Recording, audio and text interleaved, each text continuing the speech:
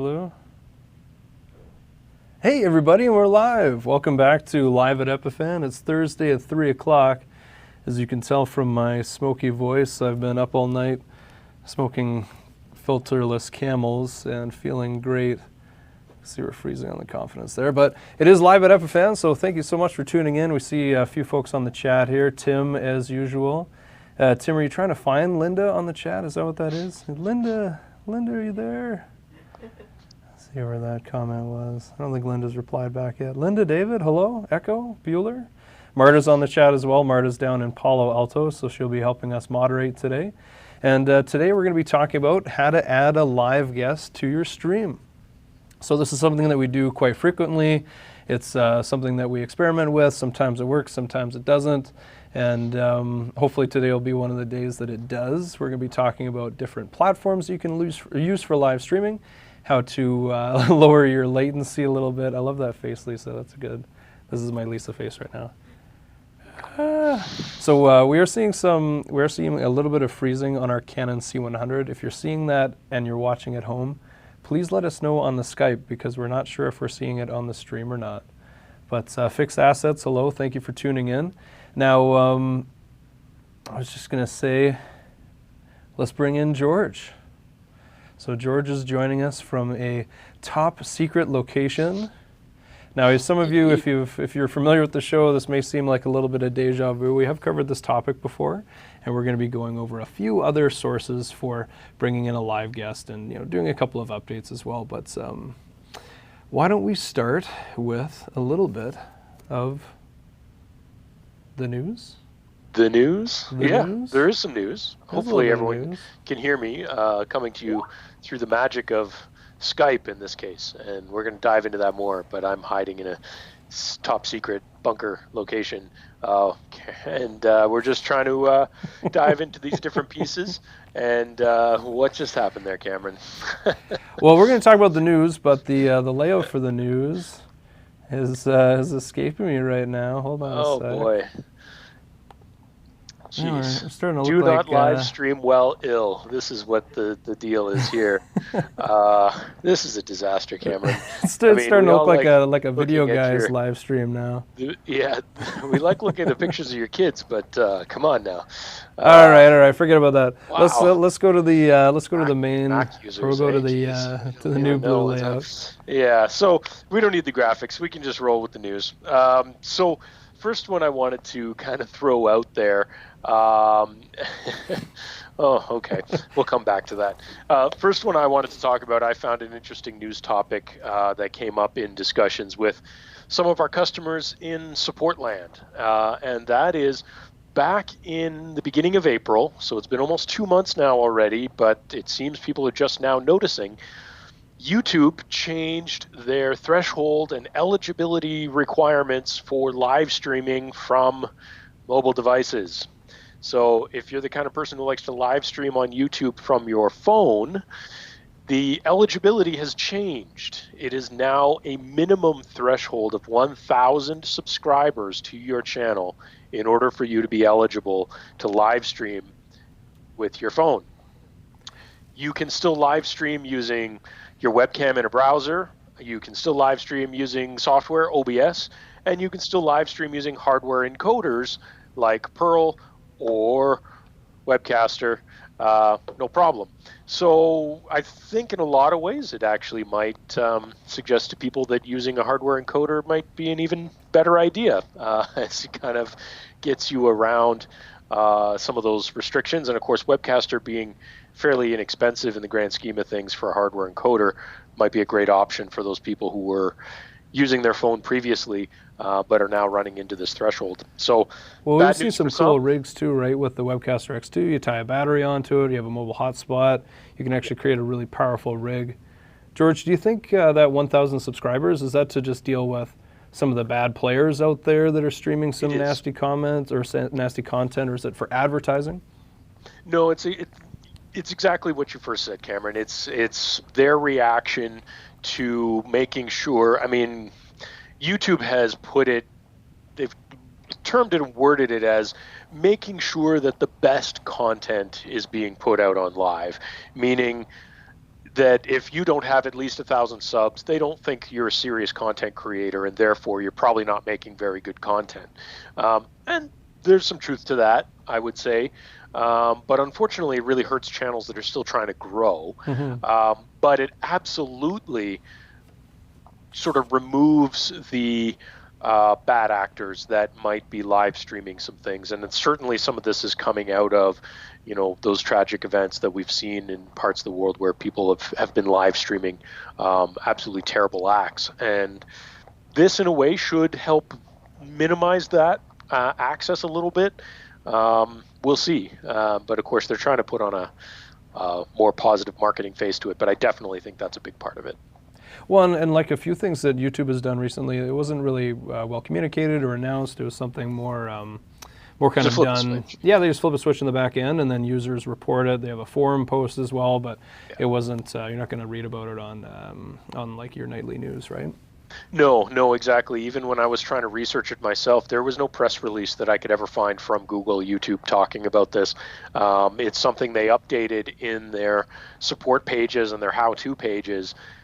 But that's it. You wouldn't really find it anywhere else unless you started digging. So, yeah. So that's that. So sorry, folks, for those of you who are super excited about streaming live and we had less than 1,000 subs. I guess you might want to work harder on getting some subs, unfortunately, or find other ways of doing your live streams. Well, and like we've chatted about before too, and like you just mentioned, it is going to push.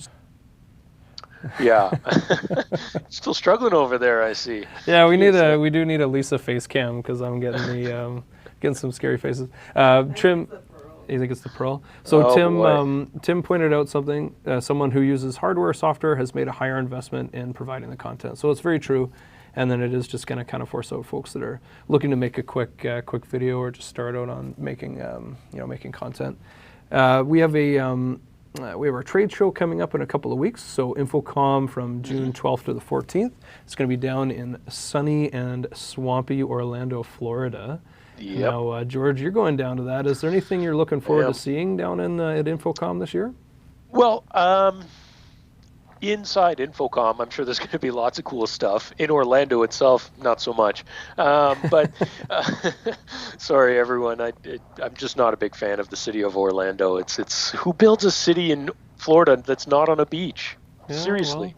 Well, but it's for the mouse. It's for the mouse. Yeah, so InfoComm is a really cool show. It's a very diverse show with a lot of different gear ranging in a ton of different ways. So there's always something new and interesting to see. So I am looking forward to that.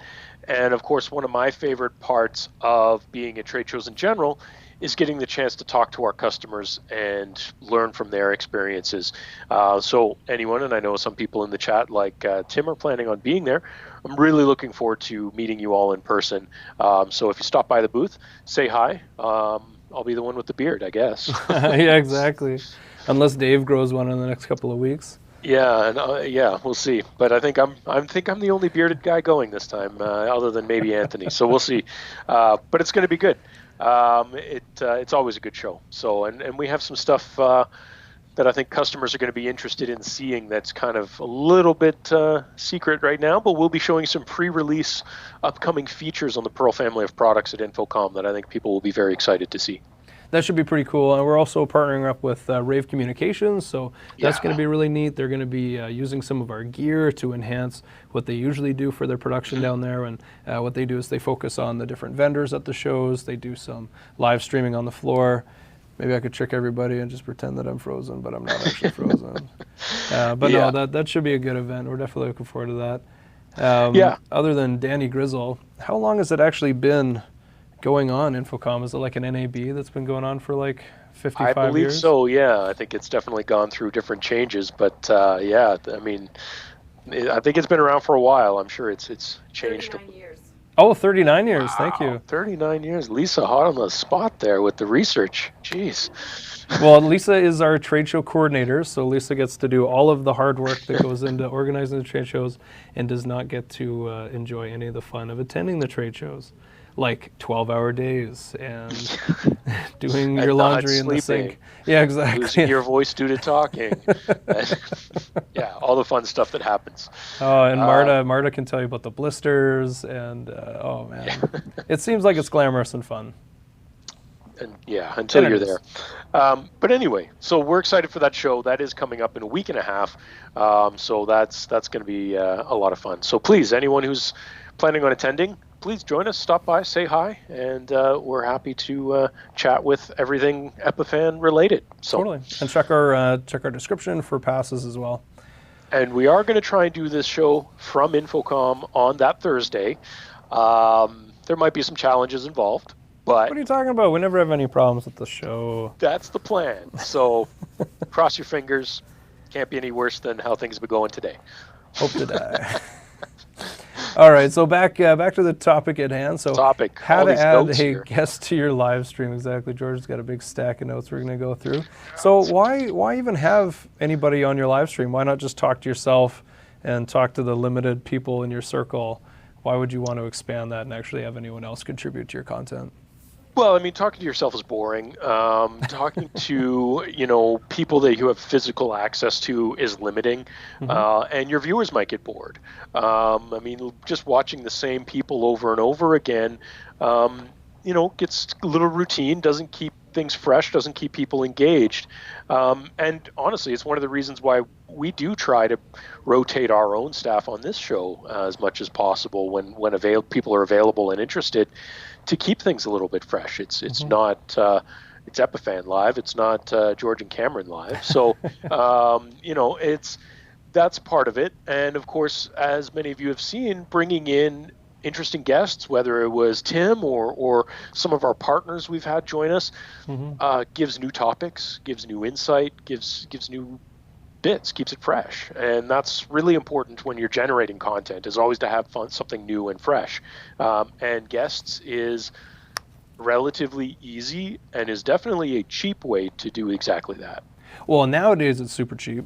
And I say what we used to do, but what was required before for news agencies is that they would actually have to drive a satellite truck out to a location. They'd throw that dish up in the up on that 100-foot high tower, and they'd have to send that signal right back to the receiving end. And that was a huge deal. You had crew, the truck, the gas. If they weren't in a spot that had easy access to one of these trucks, then it would be a lot of money and expenses involved. And now you see broadcasters are using this same technology, and folks are just jumping on Skype. Exactly. There's different versions of these applications where you don't get the watermark. There's not a logo. For our show today, we've got a crop around George. And then you've even seen, that video, I think it was a BBC correspondent, and he was doing a news segment from his office in his house. And his kids came in. Yeah, and his kid came in, and the nanny was trying to crawl through because she didn't really know what the frame of the camera was. But, yeah. So there definitely are challenges when you decide to do it, for sure. But as you said, the technology we have now is much, much easier to be able to do that. And there's a number of different ways of accomplishing that. And I can see people in chat asking about it, like Stefan. Stefan, been a while actually, so welcome. Don't remember seeing you in chat for a bit, so I haven't been able to join us live. But Stefan's commenting my audio is not the best. Blame the Logitech headset. And then, what about getting some of our viewers from live chat into the show? Well, we've done that with Tim. So we'll definitely be looking at doing that more with subscriber interviews. Well, I should point out that we did do Tim's pre-recorded, but it was basically the exact same way that we would do it live like this, just minus the streaming. Yeah, we did that due to technical challenges on Tim's infrastructure, but it also still is a totally fair way of doing that, I think. And it's still, again, like you said, essentially the same method, recording a Skype call and cutting it up and playing back that clip. So some of the ways we can do that, I guess, I think for running a show like ours, one of the ways, and probably one of the best ways of doing it, is to still have your primary centerpiece, your encoder, and then running all your various different pieces into that. And that's what we're doing. We're using a Pearl 2, as you guys know, as the centerpiece of our studio where Cameron is. And then we're running all the various different bits into it. Now, obviously, in Cameron's case, those bits are our permanent studio setup. The extra pieces are how we're bringing me in. So I'm sitting in our demo studio. So for any of our business partners that might be in chat, they're probably familiar with this view, because this studio is where, although it is where the live show started, this is where we do a lot of customer demos, a lot of training for our partners. So although the crop doesn't show it, I have AVIOs on the table, I have webcasters on the table, I have Pearl Mini, I have Pearl 2, I have everything I need to use for a full product training session in this studio. What it also means is that I have a computer sitting here with just about every means of communication possible, including Skype, which is what we're using today, but there are other options, which we'll get to in a second. And like you touched on too, here in the studio, we've got our hardware encoder. I've mixed it up a little bit for today because we were experiencing a lot of challenges with the wireless lav. It seemed like a good solution, use a wireless lav, get the signal over from the desk over to the table here, but it just wasn't working out. So really simple solution, and for a fraction of the cost, is just a 20-foot long, 1/8 male to female stereo cord. So that's what you just brought it over with, and it's working fine. And in the future, when we do a 3-person show, so when you and I are here at the desk, then we can actually share that input and not have those same challenges. For sure, yeah. So I did see some people in there, like Fixed Assets were saying, is Skype the best method? Well, I would say there isn't a best or worst or single method. I think there's a lot of different possibilities, and we're going to kind of cover some of those. But what is some of the other gear you might want? Well, obviously audio is a big one. You want to make sure that, and we're kind of ignoring this rule right now today, but I think it's a good demonstration of what might be minimal acceptability as well. You obviously want your primary hosts to have good audio, as Cameron does, and ideally your remote guests to have good audio as well. I would say the minimum you want is for those guests to be using a headset like I am. I've talked to a lot of people on Skype calls or any of the other means we're going to talk about where they're using the built-in microphone and speakers built into their laptop and the built-in webcam. That's terrible. Don't do that. That's going to look and sound like garbage. Well, and a simple pair of Apple headphones is a great solution for that. The inline mic is really good, and it's nice and tidy. It'll plug right into your laptop because it has that three-prong connector on it. Exactly. If you can do a headset, that's great. And if it's wireless, I'll just remove my cord to show you. If it's wireless, all the better. Because it gives that person the freedom to move around a little more. They don't have ugly cords hanging in front of them, as I did. So wireless is a great option as well. That's obviously dependent on the quality that you use.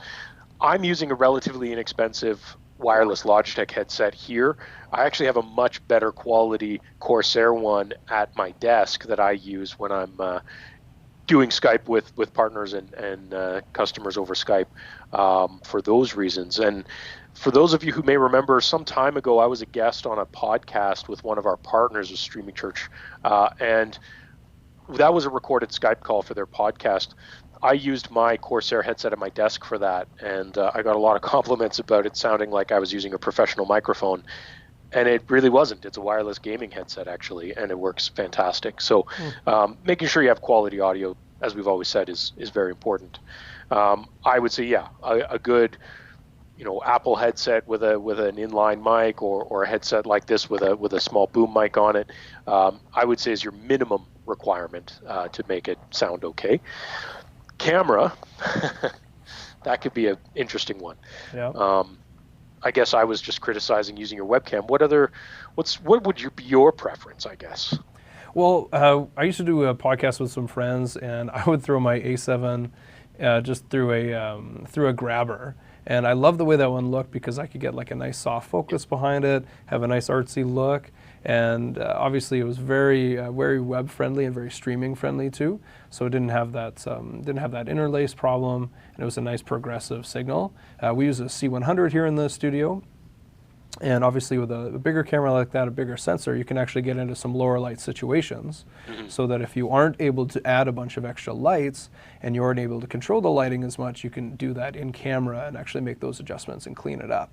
Now, Absolutely, yeah. I know, George, you're not a huge Mac fan, but the Apple cameras or the iSight cameras on the laptops are really good. Like your run-of-the-mill netbook, They or are pretty good, like yeah. some cheaper laptops aren't going to come with as great a camera, but I think the iMac at my desk has like a 4K camera on it, and when I do Skype calls on there, it's just amazing, the actual quality.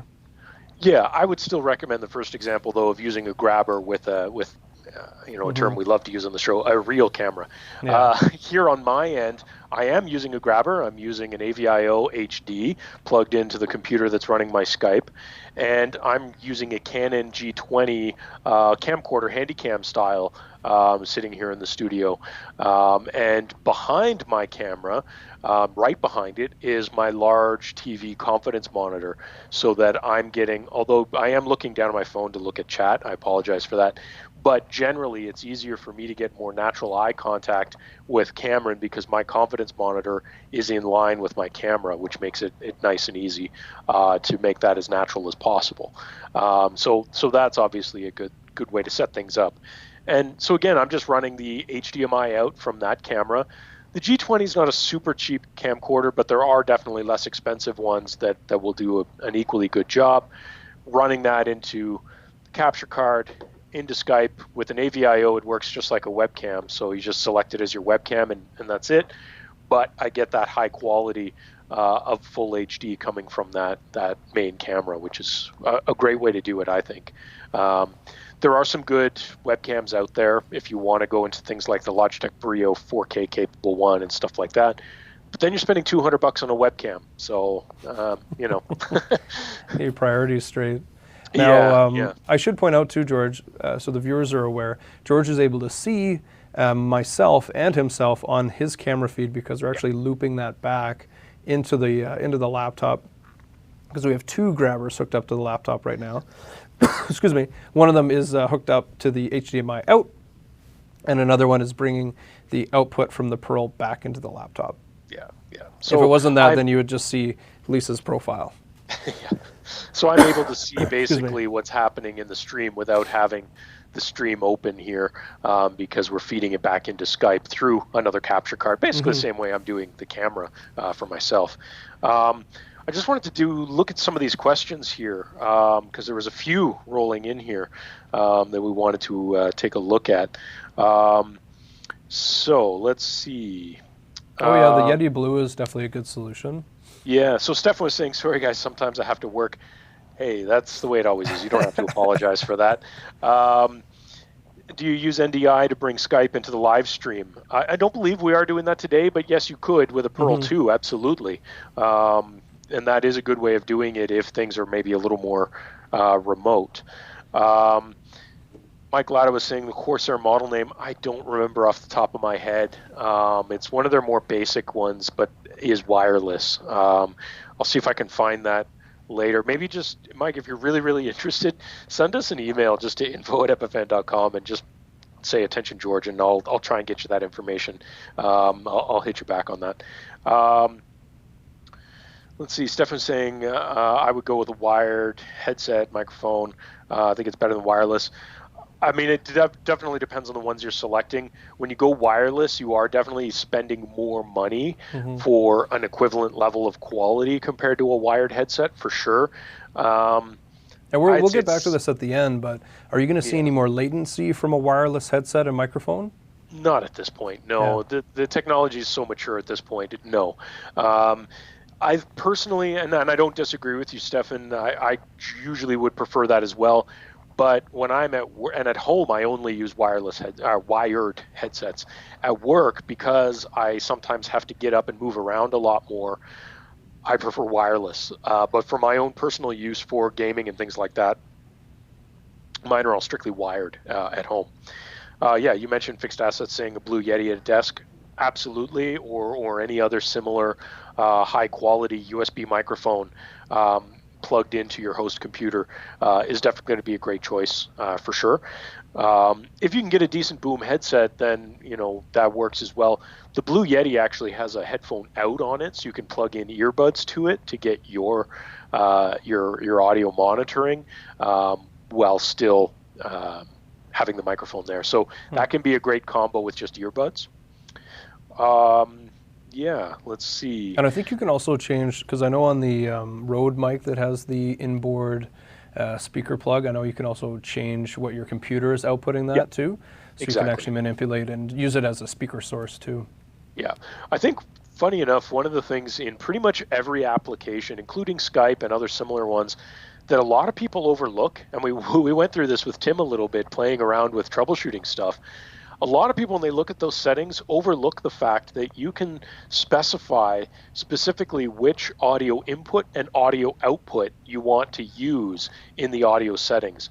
A lot of people just leave those at defaults, which might not be, if you have multiple devices, might not actually be the one you want to use.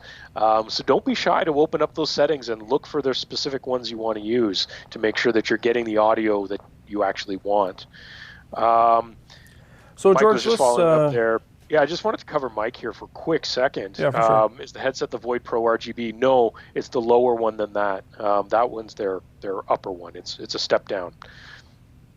I have the Void RGB stuff at home, not here.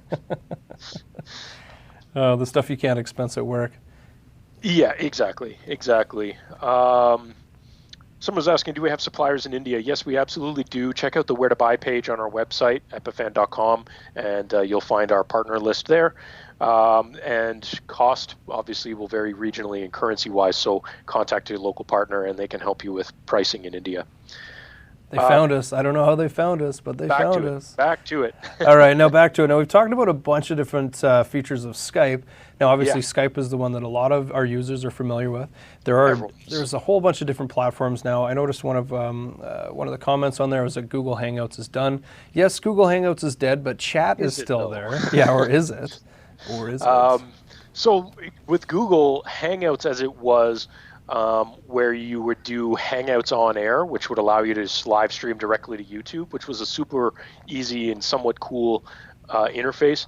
That is technically dead, but it doesn't stop you, if you're using a separate encoder like a Pearl or something like that, from using a Google product. Google Hangouts essentially evolved into Google Meet, which honestly is better than Hangouts was in terms of the simplicity and the way it works.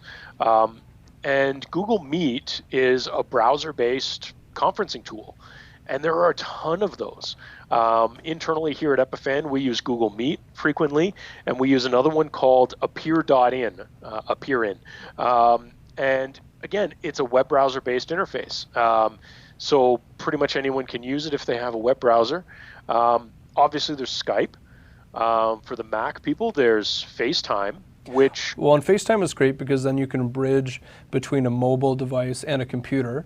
So we can run, we can use FaceTime on the laptop, and we can still have those multiple inputs like you would have with Skype. So have a different audio input, and then we can also loop back that picture so that the viewer is seeing whatever we want them to see using a grabber itself.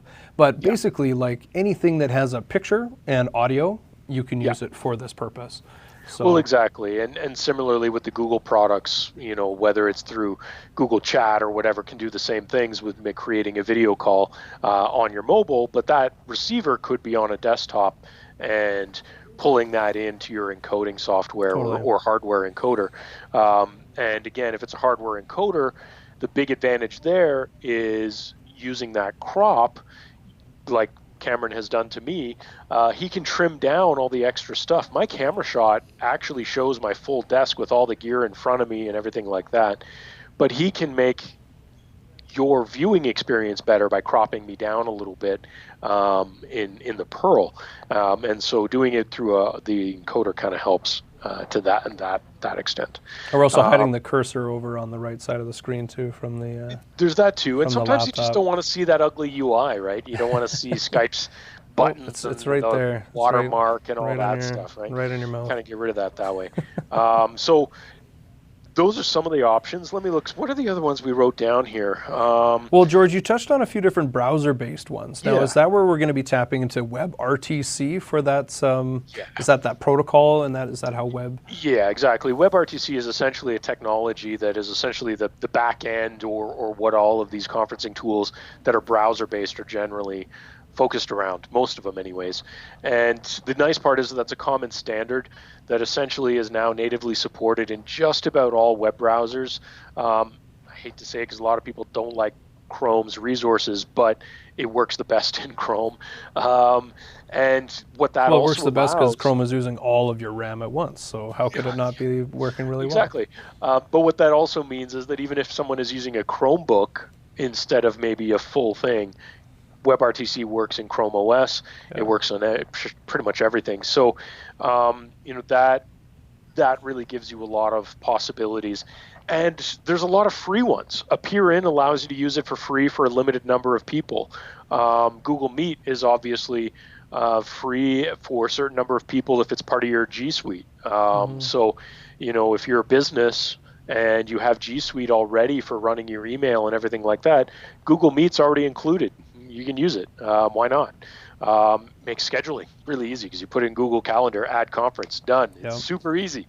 Well, and it's all in the same ecosystem. It uses your Google username. With Skype, because Skype is a Microsoft product, it wants you to use Microsoft Office. So you can't use your Epiphan email address to create a Skype account, which is, I just think, extremely inconvenient. And I've got We've ranted about this a lot. Yeah, exactly. I've got a few accounts on my cell phone. Yeah, I'm personally not the biggest fan of Skype myself either, but it's a common technology that everyone is familiar with, and the fact that it supports NDI now makes it a very powerful option in a different way, whereas some of the others we've been talking about is really totally reliant on wiring things together. If you wanted to bring a Google Meet into something like a Pearl, that computer has to send an HDMI output to the Pearl to show it. And then you absolutely do want to crop it down so that we don't see people's baby pictures and desktops on their laptop. That sort of stuff is, it's not right or wrong. It's whichever is going to be the most compatible with the systems that you're using. But I'll also touch on the fact that a number of software encoders like vMix and others actually have plugins to use Skype in that encoding software directly to do a remote call in that software. And so that can be a powerful option. OBS really doesn't have a lot of those options unless there's a plugin that someone created. I don't think there's anything that's native. You can still do screen shares and crops and things to do it that way. But there's there's a few different possibilities there. Another one might be a cloud-based system, and there's a number of ways to do that. For example, if you're live streaming on Twitch, there are ways of doing joint Twitch streams between up to 4 creators have their own RTMP destinations that get stitched together in Twitch. That's one cool way if your entire content delivery is only on Twitch. Well, and George, with Twitch too, you can start on one stream, and then you can actually migrate all those viewers and take them to another viewer's stream as well. Yeah, there's some very cool tools there. Another possibility is obviously be.live, which we talked about very recently, and we've done some stuff with them with the Webcaster. They're currently focused on Facebook and Twitch primarily, but they have a number of different ways of doing talk shows and bringing guests in and doing things like that. So there is more and more cloud-based solutions that allow this collaboration as well, and I think we're going to see even more of those start to pop up going forward because it's so popular and it makes it easy. So I think we'll be talking a lot more about new entries into that space in the future. But for now, at the same time, you want to make sure you're using a tool that your remote guest is comfortable with and familiar with and can actually use. And so I think between Skype being probably the number one most common thing, or a Google or a FaceTime, there's a lot of options for people's different flavors and choices. Although funny enough, the last couple of times we brought in a Skype guest, they made a comment that they had to dust off their Skype account in order to use it. They're familiar with it, but like, let me check my ICQ for my username and password on there. Well, yeah, exactly. Yeah. You know, for those people who do a lot of community stuff, some people might be aware of an application called Discord. Started primarily as a gamer's tool for chat and chat rooms and voice chat, things like that, while gaming. But it's actually become very popular for this as well, because they've added video elements and video calling for groups into Discord, and then people will just do a screen cap of Discord and stream that way. And I've seen a number of Twitch creators do their own podcasts and talk shows that way. So there's definitely a lot of possibilities, just depending on what you're comfortable with and what you might already be using. All right, now kind of the last thing we wanted to talk about, or that last hurdle that we're looking at, is how to eliminate latency on your interview with a live stream. So, you know, we do that in the studio pretty simply, just by not adding a lot of stuff in between the computer and the listener. So why don't we just like dive into that a little bit deeper? Yeah, so the main thing there, and although it complicates the setup on your end, Cameron, in terms of the audio splitters and extension cables and all the other things for you to have a monitor in your ear, but you're hearing it directly out of Skype. Whereas if you were waiting for that to maybe monitor it on the stream, you might be waiting a 10-second delay. Or even if you were trying to listen to it from an output from the Pearl, that might be a 100-millisecond delay. That can be enough for us to trip over each other and maybe interrupt each other at inappropriate times when we're trying to talk. Whereas this way, you know, Skype, for all of the things that people don't love about Skype, its latency is actually very good when you're directly Skype to Skype. And that's what we're doing for you to talk to me and vice versa. We're just taking splits into the stream. Similarly, a WebRTC application like Appear-In, which we use, I've done video calls in Appear-In so that people can visually see me, but I've used the phone for the audio, and they're almost perfectly in sync because it's so quick over WebRTC. So even those applications, as long as you, in this case Cameron's role, is monitoring what I'm saying directly from that application instead of waiting for it to funnel through a bunch of other stuff, the latency will be good, and then we can have a more natural conversation without the weird pauses like when the news used to bring in people via satellite, and then you wait for 10 seconds for them to know they're on air, and that sort of thing. Making all the inappropriate comments before they know the camera's running. I would like to get access to like CBC in Ottawa or another local news station, just to see like what kind of rigging they have set up and how they feed it through, because not only is the on-air talent going to need to hear that, the producer's going to need to hear that, the audio engineer is going to be able to hear that, and everything's going to have to be so succinct that they can make those adjustments on the fly. Yeah, and maybe that's something we need to reach back out and talk with our friends at Global TV in Toronto talk to them more about how they're handling some of that stuff in the newsroom on the back end, and sort of figure that out, because there's a lot of possibilities. Looking at chat, Fixass is saying Discord is best for finding Pokemon. I will not disagree with that one. That's what I was doing for 15 minutes, sitting here while we were waiting for the show to start. I was sitting at this desk, very lonely, catching Pokemon.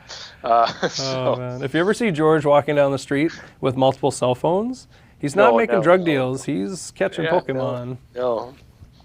Yeah, we're Canada. We don't need to make drug deals anymore. We just go to the store. Anyway, so if anyone has any questions about this setup, please throw them into chat. But that's sort of the overview, guys. I mean, I hope that all made sense. It's using what you have on hand, and there's a lot of free tools to help you with it, whether it's Skype or web-based conferencing tools. And then whether you're using a hardware encoder or software encoder, there's ways to bring that together in various forms. So you don't necessarily have to have a super expensive setup. It's pretty easy to do it on the cheap. And once you can bring in those remote guests, really opens up your content. Totally. All right, George. Well, thanks for joining us on the live show today. I guess I'm kind of in guest chat mode here. But a little bit. Well, you're hosting me. That's right.